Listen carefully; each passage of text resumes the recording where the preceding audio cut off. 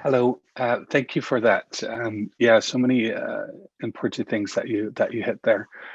My name is Justin Manyfingers, and I am a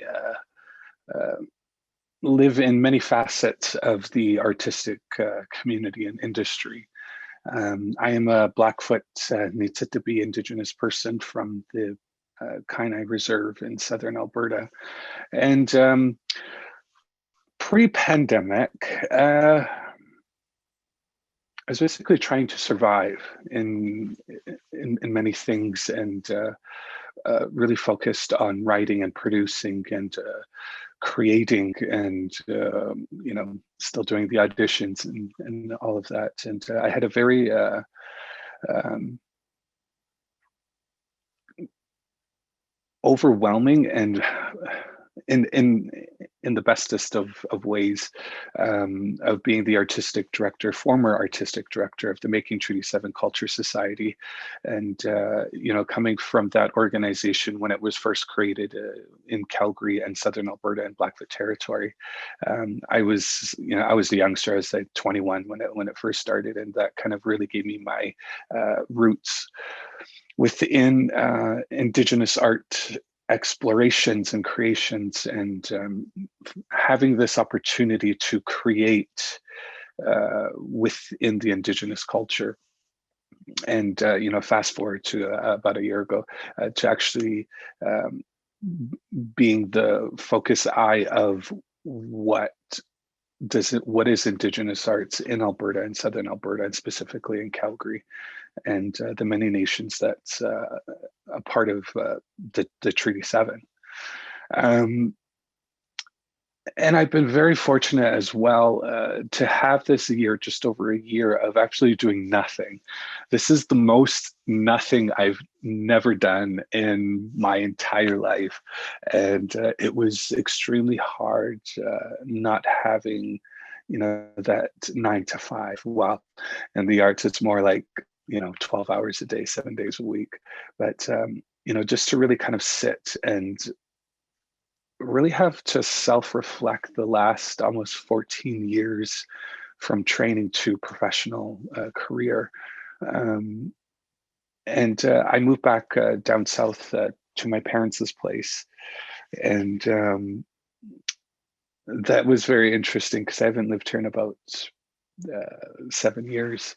But one of the things that really stood out is just kind of living again on the land. I had a really great apartment downtown Calgary, and you know, being in the arts 24/7, and just having all of that, and coming back here to my roots, where we don't have drinking water at my parents' place.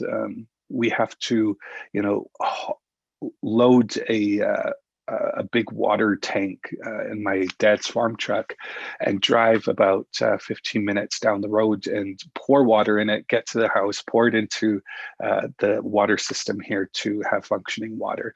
We don't drink that water just because we don't know what can get into the system. And like even brushing our teeth, drinking it, we don't use that. We use bottled water. And the wasteful resourceness of even water in general is was quite almost disturbing, of how much bottled water we have to go through just to survive. And again, going back to the planet and everything that we have, it's we just need to survive. And that was one simple facet of the many things that really has brought me back to my roots, and actually getting my hands dirty, planting stuff, building stuff, using power tools. And I've been doing a lot of that stuff, and now the weather's getting nice, and just being in the openness. The closest neighbor is about 10 minutes away. To go get groceries, you have to drive at least an hour anywhere to get affordable groceries or anything of that. The nearest gas station is like 20 minutes away. So I'm very secluded in this area, but this is where I was born and raised. This is where my parents, started their family. and this is where they come from, and this is where I do come from. In my years of Indigenous creation and performance, is that translation into the Indigenous language, or is this for me specifically was the Blackfoot language. And one of the things, when I am a part of these is, talking about art, but, it was hard to find the Blackfoot word. And in many of these instances, when talking to elders and knowledge keepers, there isn't a word for art in the Blackfoot language and culture, because the language and culture is artistic in every facet of survival. And being an artist, we're always trying to survive within that.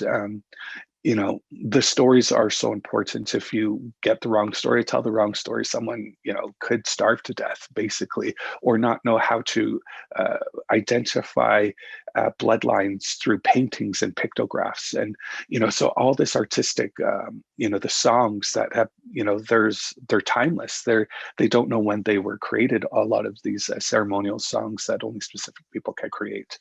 But yeah, so that kind of led me, looking at my life again and looking at the artistic aspect of what I do for a living, and reconnecting to the culture again, and that big disconnect within that has always kind of fascinated me.